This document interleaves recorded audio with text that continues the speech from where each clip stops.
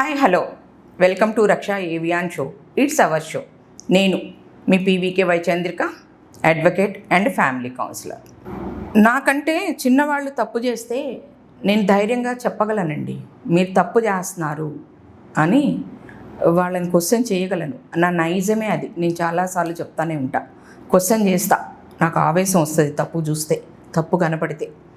కానీ మనకంటే పెద్దవాళ్ళు, చాలా అనుభవం ఉన్నవాళ్ళు, వాళ్ళు తప్పు చేస్తే వాళ్ళకి ఎవరు చెప్పగలరు, ఎవరు చెప్పాలి? అసలు చిన్నవాళ్ళతో చెప్పించుకునే వాళ్ళు ఎందుకు దిగజారారు? చెప్పాలి, చెప్పించుకుంటున్నందుకు వాళ్ళు సిగ్గుపడాలా? అంత అనుభవం ఉన్న వాళ్ళకి చెప్తున్నాము అన్నందుకు మనం బాధపడాలా? నాకు అర్థం కావట్లా. నేను ఎవరి కోసం చెప్తున్నానో మీకు అర్థమయ్యే ఉంటుందండి. ఇది ప్రొఫెసర్ నాగేశ్వరరావు గారి టాపిక్కి రిలేటెడ్ అయిన టాపిక్. ఆయన టాపిక్ కాదండి, దానికి రిలేటెడ్ అయిన టాపిక్. ఆయన చాలాసార్లు ప్రొఫెసర్ నాగేశ్వరరావు గారు కొన్ని విషయాలు ఖండించారు. ఆయన మీద జరిగిన ఏవైతే ఉన్నాయో అవన్నీ ఓకే, ఆయన కూడా డిగ్నిఫైడ్గానే వాటికి రెస్పాన్స్ ఇచ్చారు. ఆయన ఎక్కడ మాట తూలలేదండి, మాట తూలలేదు. ఆయన మంచిగానే ఆన్సర్ ఇచ్చారు. ఆయన క్లియర్గానే చెప్తున్నారు, నన్ను అరెస్ట్ చేయడానికి ఎవరూ రాలేదు, అది ఇది అని ఆయన చెప్తూనే ఉన్నారు. పోనీ అరెస్ట్ చేసేయటానికి నాగేశ్వరరావు గారి ఆంధ్ర నుంచి పోలీసులు వచ్చారు అంటున్న సోకాల్డ్ మనుషులు, యూట్యూబర్స్ ఎవరైతే ఉన్నారో వాళ్ళు ఒకసారి ఒక చిన్న క్లిప్ పెట్టి చూపించవచ్చు కదా. నాగేశ్వరరావు గారి ఇంటికి ఆంధ్ర పోలీసులు వచ్చి అట్లీస్ట్ ఆయనతో మాట్లాడినట్లయినా మీ దగ్గర ఎక్కడన్నా ప్రూఫ్ ఉందా? వీడియో ఎవిడెన్స్ ఉందా? లేదు. నెంబర్ 1. అది బేస్ చేసుకొని పవన్ కళ్యాణ్ గారిని ఎన్ని తిట్లు తిట్టారండి, ఏం మాట్లాడుతున్నారండి? అది కరెక్టేనా? అసలు ఒక డిప్యూటీ సీఎం స్థాయి మనుషుల్ని తిట్టే రేంజ్కి మనం ఉన్నామా? మన చదువు, సంస్కారం, విజ్ఞత అంత వరస్ట్గా ఉంటుందా? అలానా తిడతారు? ఎక్కడైనా ఏకీభవించటం, విభేదించటం రెండు ఖచ్చితంగా ఉంటాయండి, తప్పేం కాదు. ఏదైనా సరే మంచి మాటలు, బూతులు అవసరం లేదండి వాటికి. విభేదించాలి అంటే సిద్ధాంతపరంగా విభేదించండి, ఎవరు కాదన్నారు? సిద్ధాంతాల్లో బూతులు రావు కదా. ఫర్ ద కైండ్ ఇన్ఫర్మేషన్, నేను తెలంగాణ బిడ్డని. ఖమ్మంలో కేవీఎం గర్ల్స్ హై స్కూల్ అని ఉంటుంది, అక్కడ నేను చదువుకున్నా. ట్రాన్స్ఫర్ వల్ల నేను ఆంధ్రాకి వెళ్ళాను, మళ్ళీ నేను హైదరాబాద్కి వచ్చాను. ఎందుకు ఈ విషయం చెప్పాల్సి వస్తుందంటే, ఇన్ని రోజులు నేను ఎక్కడా చెప్పలేదు, ఎందుకంటే నాకు అవసరం అనిపించలా. కానీ ఇప్పుడు ఎక్కడ ఎలా వచ్చిందంటే, ఆంధ్ర తెలంగాణ ఇద్దరూ కలిపి కొట్టుకుంటున్నారు. ఆంధ్ర వాళ్ళు తెలంగాణ వాళ్ళని అంటున్నారు, తెలంగాణ వాళ్ళు ఆంధ్ర వాళ్ళని అంటున్నారు. ఇంకా అసలు ఒక జర్నలిస్ట్ అయితే ఆమె చెప్తుంది, తెలంగాణ వాళ్ళు క్వశ్చన్ చేసినట్లు ఆంధ్ర వాళ్ళు క్వశ్చన్ చెయ్యరంట. తెలంగాణ వాళ్ళు స్ట్రైట్ ఫార్వర్డ్గా క్వశ్చన్ చేస్తారంట, ఆంధ్ర వాళ్ళు వెనక నుంచి వచ్చి వెన్నుపోటు పొడుస్తారంట. ఆమె కూడా చదువుకుంది, జర్నలిస్టు. ఆమె అసలు ఎపిసోడ్స్ వదిలేస్తుంది. మరి ఆమెకున్న విజ్ఞత ఇదేనా? ఆమె చదువుకున్న చదువు ఇదే నేర్పిందా ఆమెకు? సరే, వీళ్ళని తీసేయండి. నెక్స్ట్, ఆయన తెలంగాణ ఉద్యమంలో చాలా కీలక పాత్ర పోషించారండి. ఆయనకి మంచి అవార్డ్స్ వచ్చాయి. 2013లో తెలుగు విశ్వవిద్యాలయం నుంచి ఆయనకి ప్రతిభా పురస్కారం కూడా వచ్చింది. రీసెంట్గా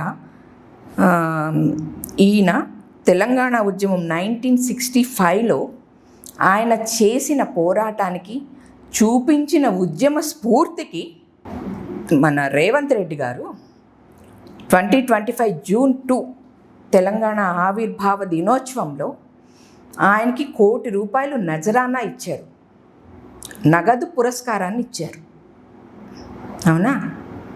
ఇప్పుడు మీ అందరికీ అర్థమై ఉంటుంది నేను ఎంత పెద్ద మనిషి కోసం మాట్లాడాల్సి వస్తోంది అని. ఆయనే పాసం యాదగిరి గారు. ఆయన జర్నలిస్టు, సామాజిక కార్యకర్త, ఉద్యమకారుడు, రాజకీయ విశ్లేషకుడు. అన్నీ మంచి విషయాలే. పెద్ద ఆయన్ని అనటానికే లేదు. కానీ నాకు ఎక్కడ అనుమానం వస్తుందంటే రేవంత్ రెడ్డి గారు ₹1 ఇచ్చిన దగ్గర నుంచి ఈయన ఏమైనా కొంచెం మారారా అని అనిపిస్తోంది. మన సమాజంలో అన్ని వర్గాల వాళ్ళు ఉంటారండి.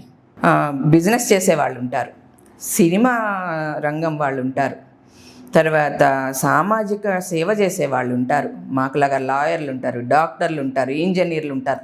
ఇలా ఒక్కొక్క వర్గం. కులాల కోసం మాట్లాడట్లా, పనుల కోసం మాట్లాడుతున్నాను నేను. ఓకే, అలాంటి సమాజంలో మనం బ్రతుకుతూ ఈయన ఒక వర్గానికి సంబంధించిన మనుషుల్ని నీచంగా మాట్లాడారు. ఆ వర్గం ఏంటో మీ అందరికీ తెలుసు. సినీ కళాకారులు, సినిమా వాళ్ళ కోసం మాట్లాడారు. వాళ్ళు చదువుకోరంట, వాళ్ళకి సిగ్గు శరం ఉండదంట. ఒక్కొక్క పవన్ కళ్యాణ్ గారు అయితే 5 పెళ్ళిళ్ళు చేసుకున్నారంట. చంద్రబాబు నాయుడు గారు వాళ్ళ ఫాదర్ ఇన్లా పడేసి, ఆయనని పట్టుకొని ఆయన కింద పడేసి ఈయన గద్దె కూర్చొని ఈరోజు మళ్ళీ ఎన్టీఆర్ గారికే దండ వేసి ఆ పార్టీలో ఉంటున్నారంట. అలాంటి ఆయన్ని పవన్ కళ్యాణ్ ఫోటో పెట్టుకొని ఈరోజు గెలిచాడు అని చెప్పి మాట్లాడుతున్నారు. అన్న యాదగిరి, ఎక్కడ పవన్ కళ్యాణ్కి 5 పెళ్ళిళ్ళు అంటే ఇంకొక ఇద్దరిని ఎక్కడి నుంచి తీసుకొచ్చి చేస్తున్నావు నువ్వు? ఎప్పుడు డైవర్స్ తీసుకున్నాడు ఆయన? ఇప్పుడు ఉన్న ఆమె దగ్గర నుంచి, అన్నా లెజినోవా దగ్గర నుంచి ఎప్పుడు డైవర్స్ తీసుకున్నాడు? నువ్వు ఇంకొక 2 పెళ్ళిళ్ళు ఎట్లా చేసినావు? తప్పు కాదా? సరే, సినిమాలో పనిచేసే వాళ్ళందరికీ సిగ్గు శరం ఉండదా? వాళ్ళు చదువుకోరా? మరి సినిమాల్లో రాస్తూ ఉన్నారు కదా రచయితలు, మరి వాళ్ళు చదువుకోకుండానే రాస్తున్నారా? పాటల రచయితలు ఉన్నారు కదా మన తెలంగాణ వాళ్ళు, ఎంత మంచి వాళ్ళు ఉన్నారు. సుద్దాల అశోక్ తేజ, నారాయణ రెడ్డి గారు, మరి చెప్పుకుంటూ పోతే ఎంతమంది ఉన్నారు. జానపద కళాకారులు ఎంతమంది, ఎంత మంచి పాటలు పాడతారు. బాధకి ఒక పాట పాడతారు, సంతోషానికి పాటలే పాడతారు మనోళ్ళు, బతుకమ్మ ఆడటానికి పాటలే పాడతారు, ప్రతి దానికి ఒక పాట పాడతారు. మరి వాళ్ళు చదువుకోలేదా? వాళ్ళు కూడా సినీ కళాకారులాగే వస్తారు, సినిమా రంగానికే వస్తారు వాళ్ళు కూడా. మరంటే ఇప్పుడు వాళ్ళందరినీ నువ్వు చదువులేని వాళ్ళని చేసినవా? ఏం మాట్లాడుతున్నావు అన్న? నలుగురికి చెప్పాల్సినోడివి నువ్వు, సీనియర్ జర్నలిస్టువి కదా. ఎవరైనా జర్నలిస్టులు తప్పులు చేస్తూ ఉంటే వాళ్ళకి ఫోన్లు చేసి చెప్పే అంత చను ఉండాలా నీకు? అంతేగాని చూసినాంలే, నువ్వే ఇట్లా అన్నావు, నువ్వు మాకేం చెప్తావులే అనేదాకా ఎందుకన్నా పోతాం మనం? అవసరం అంటావా ఇవన్నీ మనకు? అసలైనా ఆ నాగేశ్వరరావు గారిని అరెస్ట్ చేసిండ్రా అన్న? వచ్చిండ్రా పోలీసులు ఏమన్నా ఆంధ్ర నుంచి? చూసినారా మీరు? చచ్చిపోయాడు, చచ్చిపోయిన మనిషి ఎలాంటోడైనా ఆయనకి గౌరవం ఇవ్వాలా అంటాం కదా మనం. ఎన్టీఆర్ చచ్చిపోయిండు అన్న, ఆయనకి గౌరవం ఇవ్వద్దా? గద్దర్ కోసము మొన్నటిదాకా పవన్ కళ్యాణ్ గద్దర్ ఫోటో పెట్టుకున్నాడు అని అన్నారు. గద్దర్ అని ఎన్నిసార్లు చెప్పిండు? పవన్ కళ్యాణ్ నా తమ్ముడు, పవన్ కళ్యాణ్ జేబుల్లోంచి డబ్బులు తీసుకుంటా అడగా నేను అని ఎన్నిసార్లు చెప్పిండు? అంటే గద్దర్ అన్న మాటకి కూడా విలువ ఇవ్వవా? ఆయన పోనీ ఒకసారి చెప్పిండా? ప్రతిసారి చెప్తానే ఉన్నాడు. అంటే గద్దరన్న అంత కళ్ళు మూసుకుపోయి పవన్ కళ్యాణ్ని నా తమ్ముడు అని అంటాడా? అంత సోయ లేకుండా ఉన్నాడా? ఏ అన్నా? కాదు కదా. మరి ఈరోజు చంద్రబాబు ఫోటో పెట్టుకుంటున్నాడు అని అన్నావు. అన్న, చంద్రబాబు, పవన్ కళ్యాణ్, బీజేపీ అక్కడ గవర్నమెంట్ ఫామ్ చేయకముందు ఏపీలో గవర్నమెంట్ ఎట్లుండిందో నీకు తెలిసినా? ఆ రోడ్లు ఎట్లున్నాయో నీకు తెలిసినా? ఒకసారి నేను కేసు పని మీద కాకినాడ పోతే ఎక్కడ కాలువలు పడి సస్తనా అని భయం పుట్టింది ఆ గుంటలకి. కాకినాడ రోడ్డు పక్కనే కాలువ ఉంటుంది, ఎక్కడ పడి సస్తనా అని భయం పుట్టింది. 2 బిడ్డలు ఉన్నారు నాకు ఇంటి దగ్గర అప్పుడు. అదన్నా అప్పుడు పరిస్థితి. అన్న, పరిస్థితుల్ని అవగాహన చేసుకొని ఆలోచించుకొని మాట్లాడాలా.